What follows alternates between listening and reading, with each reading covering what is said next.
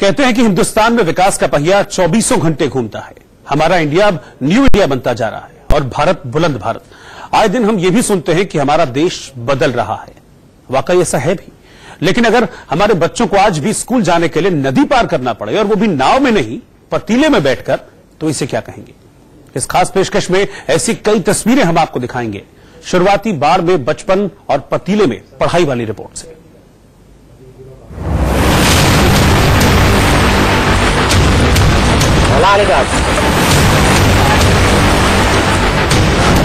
New India की ये कैसी तस्वीर।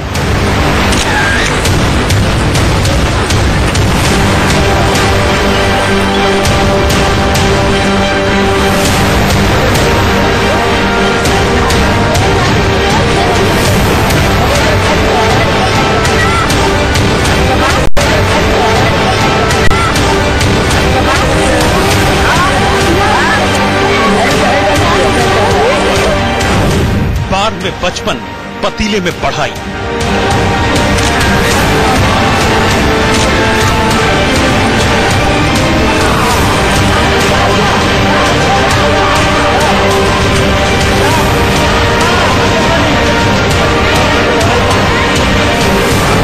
आजादी के 70 साल बाद भी न रास्ता न पुल।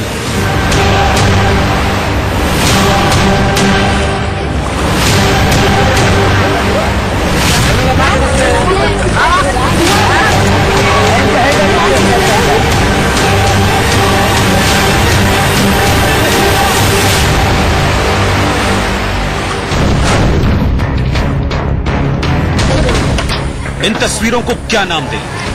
इसे भविष्य संवारने का जतन कहें या फिर शासन प्रशासन की लापरवाही के इम्तिहान। खेलने कूदने की उम्र में बच्चों की जिंदगियां यहां दांव पर लगी हैं। जान जोखिम में डालकर ये बच्चे स्कूल जा रहे हैं।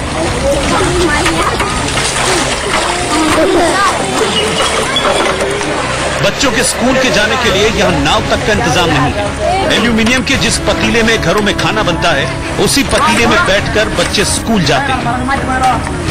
न्यू इंडिया को मुंह चिढ़ाती ये तस्वीर असम के विश्वनाथ जिले के वक्रापट्टा इलाके की है।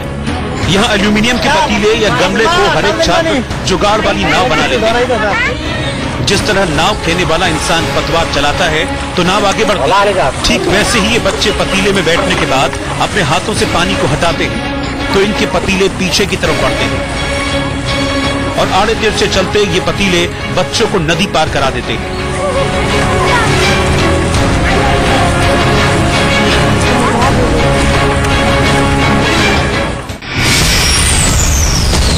जानकर और हैरानी होती है कि जिस हिंदुस्तान में बच्चे आईपैड और लैपटॉप लेकर घर से स्कूल कॉलेज के लिए निकलते हैं, वहीं ये बच्चे बैग बस्ते के साथ पतीला लेकर स्कूल के लिए निकलते हैं। रास्ते में छोटी नदी आती है तो नन्हे मुन्ने छात्र किताब कॉपियां पतीले में रखकर बैठ जाते हैं। सोचकर जिस्म सिहर जाता है कि अगर इन बच्चों का बैलेंस बिगड़ा या फिर नदी का मिजाज बिदका तो आगे क्या होगा। भगवान न करे, लेकिन अगर वैसी अनहोनी होती है तो उसका जिम्मेदार कौन होगा। हाँ, इतना जरूर है कि कुछ बच्चों के अभिभावक और स्कूल के शिक्षक यहाँ उनकी मदद करते हैं, लेकिन शिक्षा विभाग या प्रशासन का कोई भी अधिकारी या कर्मचारी इन बच्चों को देखने तक नहीं आता। आपने देखा कि असम के विश्वनाथ जिले के वक्रापट्टा इलाके में पश्चिम कुरवाटी प्राथमिक विद्यालय में बच्चे मुसीबत का दरिया पार कर स्कूल पहुंचते हैं।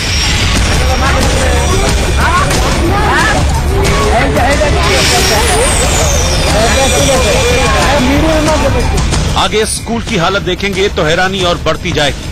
पहली से लेकर छठी 7वीं क्लास तक के बच्चों को पढ़ाने के लिए सिर्फ और सिर्फ एक शिक्षक है। स्कूल पहुंचने से पहले वो छात्रों की मदद करने नदी किनारे जाते हैं और फिर अकेले ही सारे बच्चों को पढ़ाते लिखाते हैं।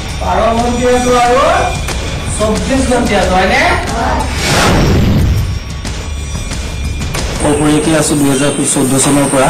2014 চনৰ পৰা আজি তাৰিখলৈকে অকলশৰীয়াকৈ এই বিপদ সংকুল যাত্ৰাৰ মাজেদি শিশুসকলক পাঠদান কৰি থকা হৈছে। যোৱা গুণোৎসৱতে ৰাইজে আশা কৰিছিল যে এজন শিক্ষক ইয়াত দিব বুলি চৰকাৰে, কিন্তু গুণোৎসৱৰ পিছতো আজি তাৰিখলৈকে কোনো শিক্ষক সেই বিদ্যালয়ত নিদিলে আৰু এই আগন্তুক আহি থকা গুণোৎসৱ ৰাইজে বৰ্জন কৰিম বুলি প্ৰতিশ্ৰুতিবদ্ধ হৈছে। मेरा देश बदल रहा है, आगे वाकई देश बदल रहा है, इस हिस्से में भी बदलाव हो रहा है और ये तस्वीर भी बदलते वक्त की है। पहले तो यहाँ बच्चे केले के पेड़ से जुगाड़ वाली नाव बनाकर नदी पार करते थे, लेकिन बाढ़ में केले के बगीचे बह गए तो लोगों ने ये तरकीब निकाल ली।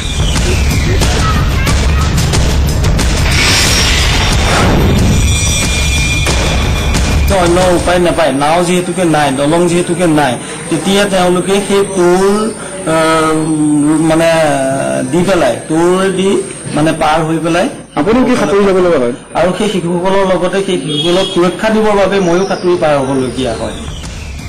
सवाल उठता है कि 21वीं सदी की एक कैसी तस्वीर है। शासन और प्रशासन आए दिन वादों और दावों की झड़ी लगाता है और ऐसी तस्वीरें हमें मुंह चिढ़ाती हैं। आखिर आजादी के 70 साल बाद भी नदियों पर पुल क्यों नहीं है? और अगर पुल या रास्ते नहीं तो यहाँ स्कूल क्यों? अगर यहाँ कोई अनहोनी होती है तो उसका जिम्मेदार कौन होगा? Bureau report, India news. तो कहीं बच्चे जुगाड़ू नाव से नदी पार करते हैं तो कहीं जुगाड़ू पुल से। ब्रेक के बाद ऐसी कई और कहानियों के साथ लौटेंगे। फिलहाल एक ब्रेक ले रहे हैं हेडलाइंस के साथ। दिल दहला देने वाली ये तस्वीर पंचकुला के मोरनी इलाके की है। नीचे घग्गर नदी प्रचंड वेग से बह रही है और ऊपर पाइप के सहारे बच्चे नदी पार कर रहे हैं। जरा सी चूक का मतलब है जिंदगी से हाथ धो बैठना, क्योंकि नीचे 12-13 फीट पानी भरा है और नदी की ताकतवर लहरें किसी को भी बहा ले जा सकती है। यहाँ पहले चेक शर्ट पहने लड़का पाइप पर चढ़कर आगे आ रहा है और फिर पीछे से स्कूली लिबास में एक छात्र।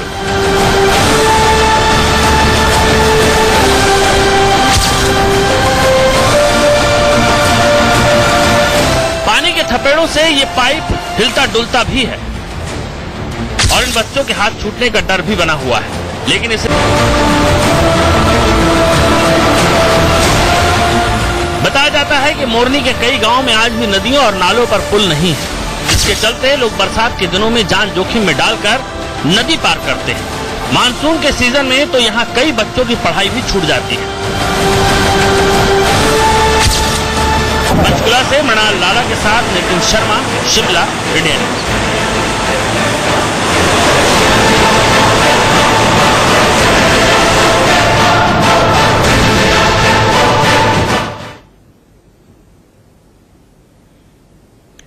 इधर उत्तराखंड के कई इलाकों में भी बारिश और बाढ़ ने सड़कों को निगल लिया है। कई नदियों पर पुल नहीं है तो कुछ जगह पुलिया नदी और नालों में बह गई है। ऐसे में यहां भी स्कूली बच्चों को रस्सी के सहारे नदी पार करनी पड़ रही है।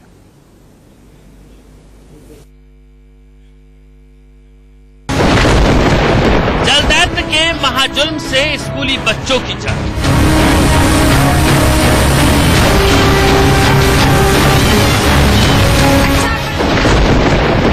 महासैलाब में इंसानों की जान हथेली पर।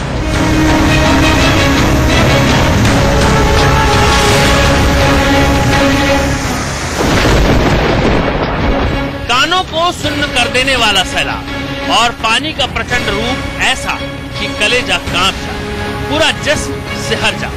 और इसी दहला देने वाले सैलाब से इंसान दो दो हाथ कर रहे हैं।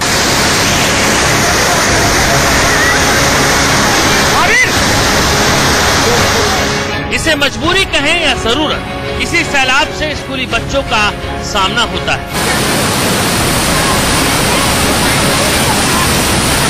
कुछ बच्चे तो बाढ़ के इस विकराल रूप को देखकर ठिठक जाते हैं, लेकिन पढ़ाई के लिए यहाँ बच्चे बड़ों की मदद से पेड़ों की टहनियों को जोड़कर जुगाड़ वाला पुल बनाते हैं और फिर इस पुल से होकर स्कूल जा पाते हैं।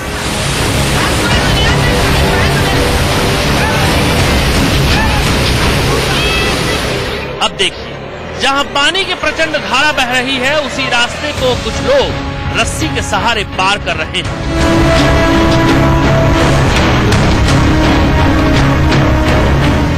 यहाँ गधेरे में बहता है हाहाकारी सैलाब और दोनों तरफ राहगीरों की भीड़। इसी में से कुछ लोगों ने दोनों तरफ से रस्सी पकड़ रखी है।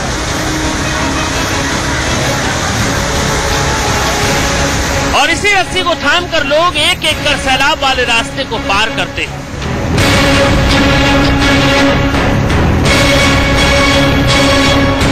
सैलाब ने यहाँ लोगों का जीना मुहाल कर दिया है और मजबूरन महिलाओं को भी रस्सी के सहारे ही सैलाब पार करना होता है। लगभग हर रोज की यहाँ यही कहानी है, हर रोज की यहाँ की यही तस्वीर है। पहाड़ी इलाके में ऐसे कई रास्ते हैं जिन्हें मानसून के सीजन में सैलाब निगल चुका है। कई सड़कें और पुलिया बाढ़ में बह चुकी हैं और अक्सर वहां से ऐसी ही तस्वीरें देखने को मिलती हैं। Bureau report, India news. और अब आपको मध्य प्रदेश की तस्वीर दिखाते हैं। हालांकि यहां पानी का प्रहार थोड़ा कम है, लेकिन मानसून के सीजन में कुदरत का मिजाज कब बिगड़ जाए इसे कौन जानता है। देखिए नदी पार कर जाते स्कूली बच्चों की एक और कहानी। 21वीं सदी के हिंदुस्तान की ये कैसी तस्वीर। पढ़ाई के लिए आज भी नदी पार करते हैं बच्चे।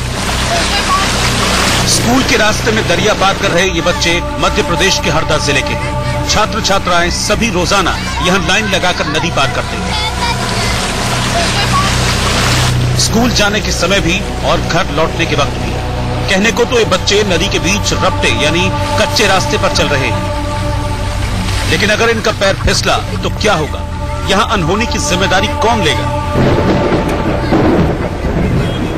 आजादी के 71 साल बाद भी हरदा और टिमरनी विधानसभा को जोड़ने वाली माचक नदी पर पुल नहीं, जिसके चलते सैकड़ों बच्चे रोजाना जान जोखिम में डालकर नदी पार कर स्कूल जाते हैं। ज्यादा बारिश के बाद यहां बच्चों को ट्यूब पर चढ़कर स्कूल जाना पड़ता है।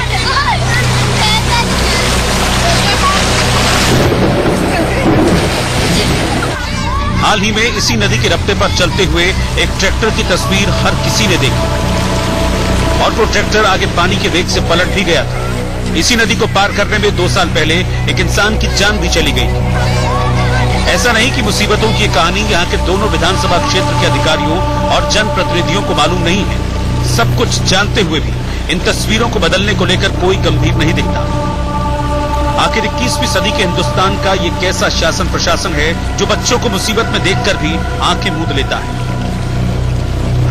Arjun Singh Deora, Harda, India news.